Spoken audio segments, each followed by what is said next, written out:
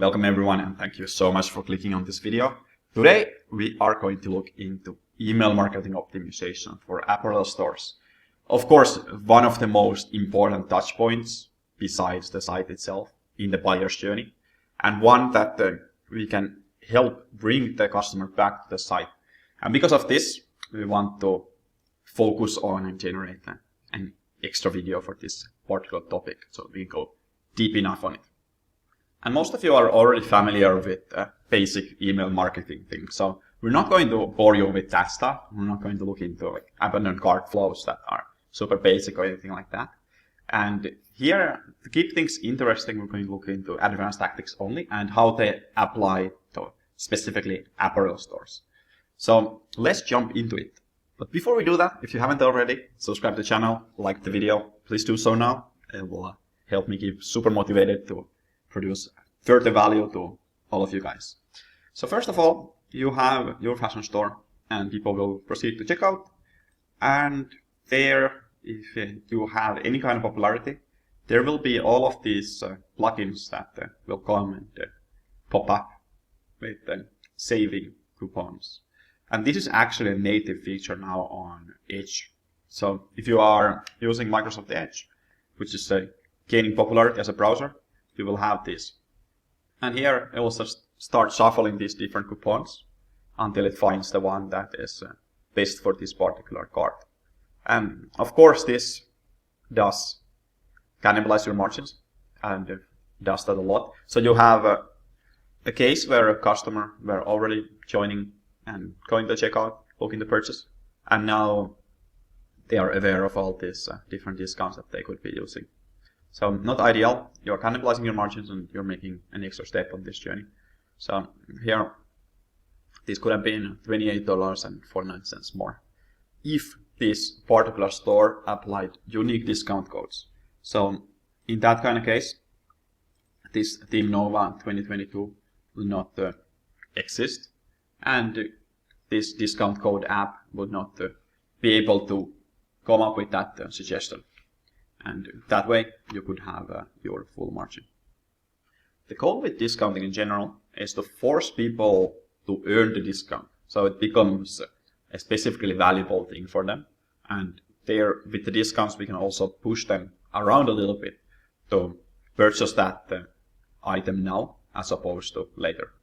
So general rule with discounts, they would need to be earned in order for them to not hurt and devalue your brand. And the nice thing with discounts as well is if you treat them as earned things, you will be able to then reward people and have that make sense.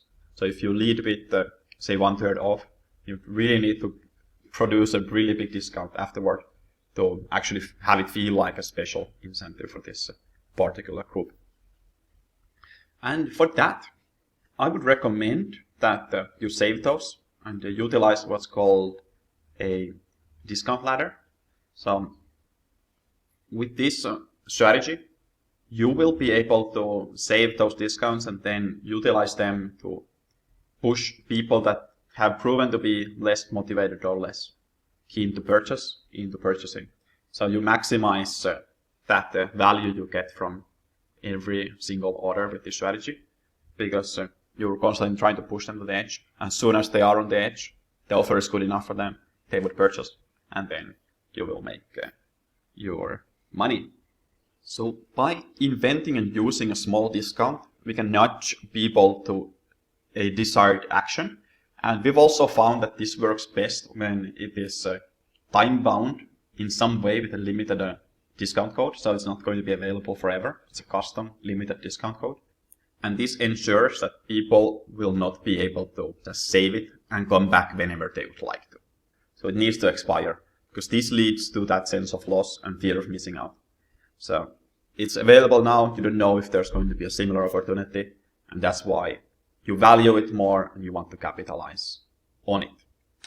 All right. So far we have discussed about discount codes and how to use those.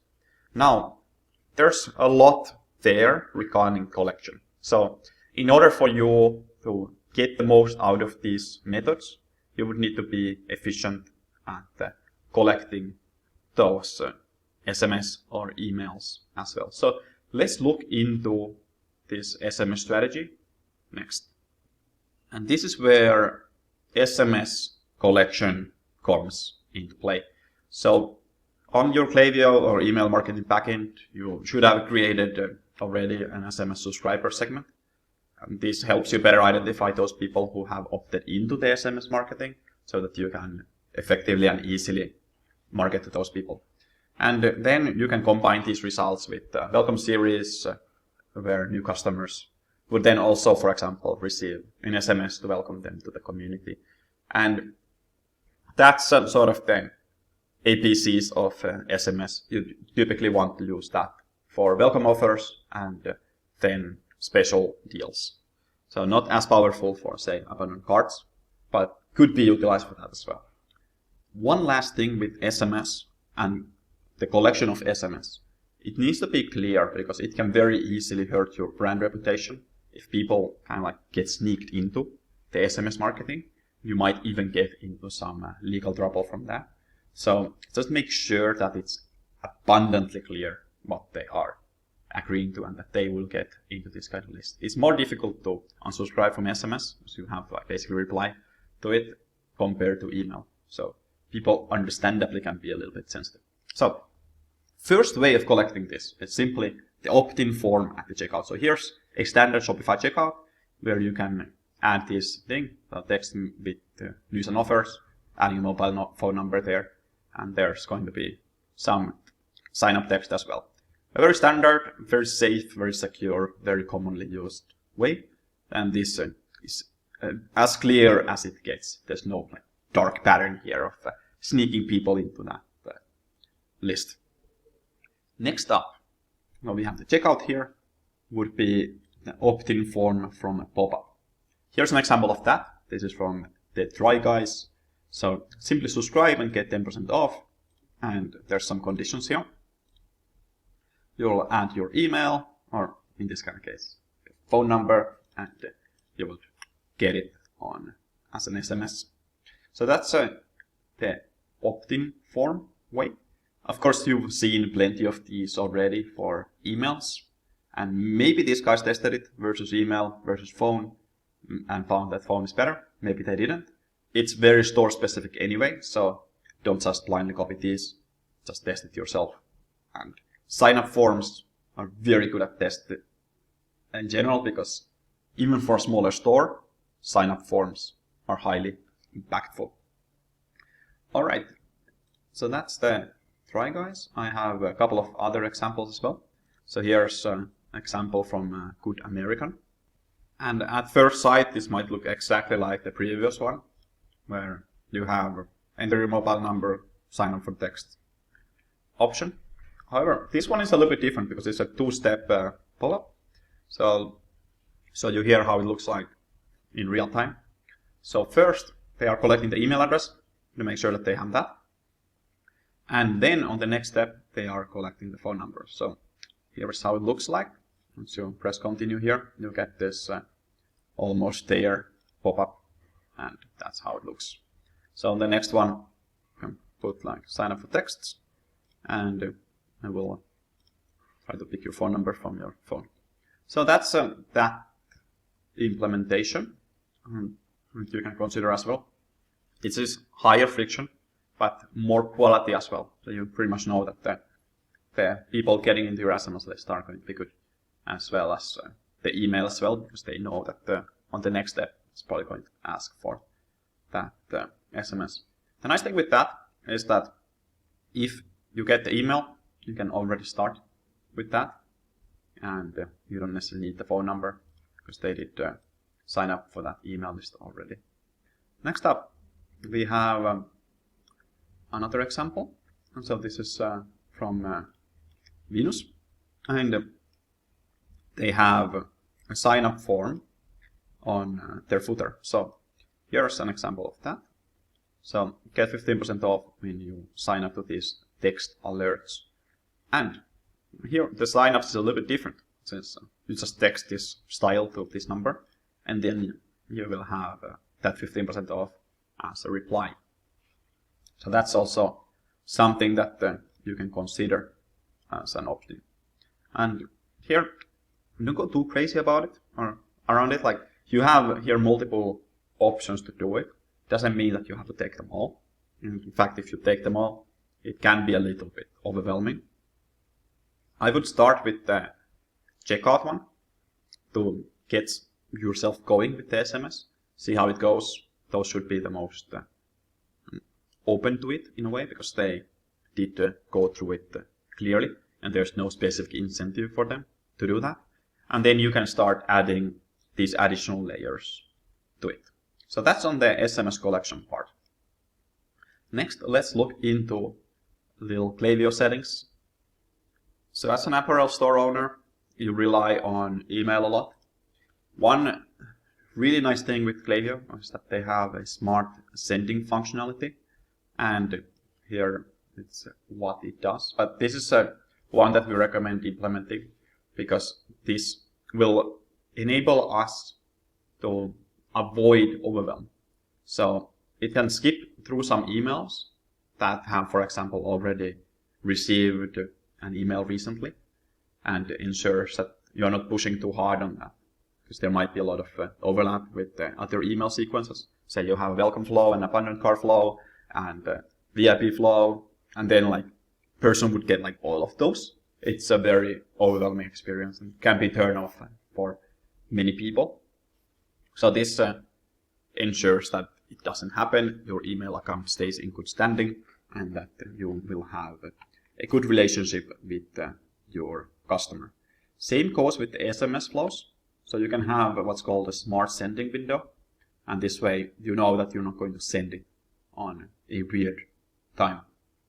And now that we know that these people are not going to get spammed by our emails, we are in a position to think through who are our VIPs, how could we treat them well, how could we increase their value.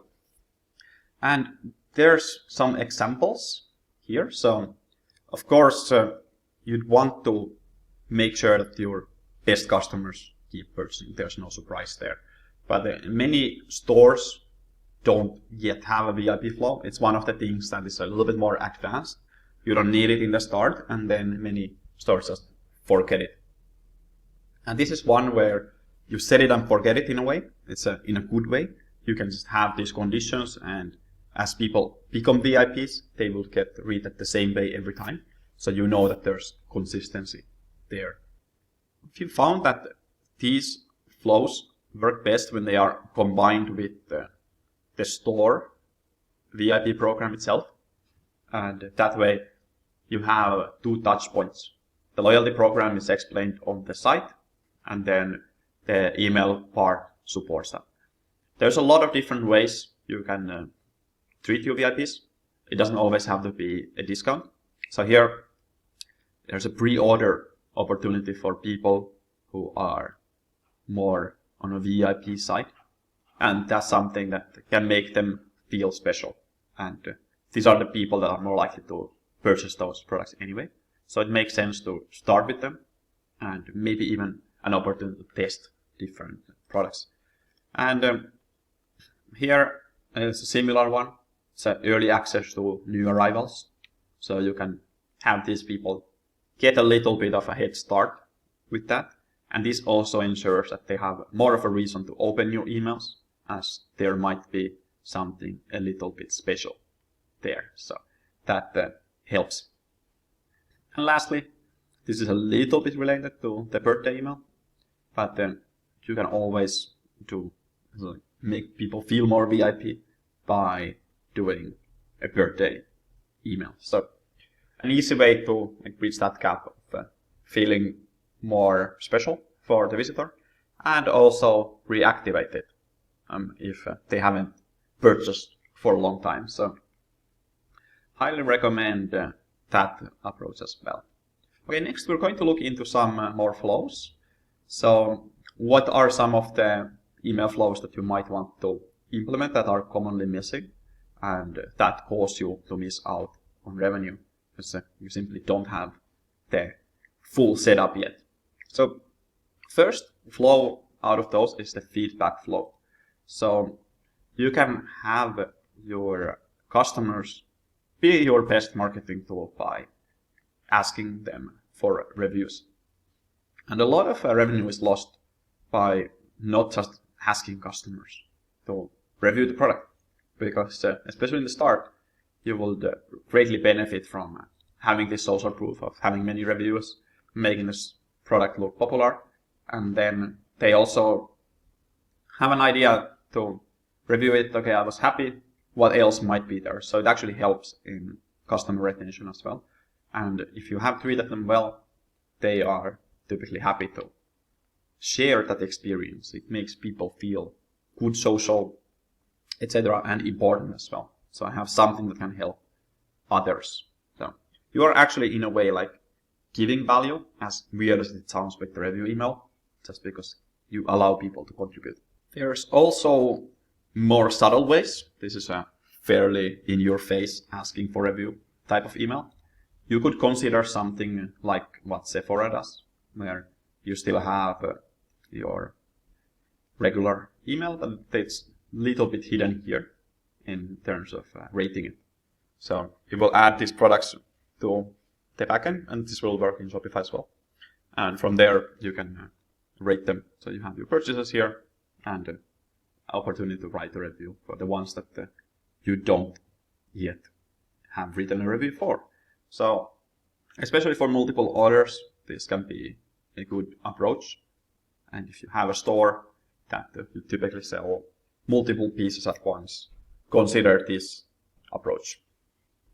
Now, you getting reviews will start with you delivering on your promises. And as soon as people do that purchase, they will start to have doubts, concerns, perhaps buyer's remorse. And we can help alleviate that with a post-purchase flow. So this is a flow where you increase customer retention and happiness by simply letting them know what's to come. And you can also help them understand the brand, what they can do with the product, maybe some things related to different styles and these kinds of things. So there's actual like possibility to add value with emails to these particular shoppers. So the idea here is that by sending emails right after the customer makes the purchase, the engagement levels will be high, and then they will be opened. They will get the confirmation that, hey, this is happening. I am going to get my product, and it feels good. So it's a little bit of confirmation on that. And that way, you have added that one positive touch point at least, ideally multiple, that naturally leads to a relationship with the brand and you being able to ask for a review as well. And also, one good thing to consider here as well with these post-purchase flows is that this helps alleviate some of those negative reviews where people will get impatient that they haven't yet received a product. Because it is difficult to be very critical of someone who has a relationship with you. So it's like almost your friend, and then you can prevent a lot of that negativity from bubbling up. And sometimes, understandably, getting the product to the customer can be challenging. So they will often appreciate that you are trying. So they know what's happening, and they are less likely to judge you harshly, even if this takes a little while. All right. Then last but not least is the cross-sale flow and utilizing that. So this is about mapping out a strategy for selling products that are related to the product that they have just purchased. And this generally offers complementary products. So something that belongs to the same category or a supporting category. So ideally, these will help enhance the value of that original purchase. That's like the ideal cross-sell. And here's some examples of those. So I'm often pretty simple. So you have a situation, and then you have some things, offers related to that situation. And Klaviyo thankfully has a built-in feature that helps display these previously purchased products. And then customers can easily see what those products were and get related products from the site itself. So helps improve that lifetime value with the email flows. Of course, the long-term goal here is to see if we can bring them solutions to better get value out of the product. So it is really about serving the customer. As sometimes that sounds like a cliche, but here it's a perfect example of this. You are going to school, there's essentials to that, and there's like stain-resistant options. And example here as well. Okay, you bought some sweater. Here's a wool hooded knitted coat as well with that. So this particular example is more related than this cotton boxer example, but ideally they are as related as possible. All right, that is it when it comes to email for Apparel Store Series Part 3 out of 4. Definitely subscribe to the channel if you haven't already for more apparel optimization as well as conversion rate optimization, e-commerce growth related videos. Thank you for watching this far, and cheers, see you in the next one.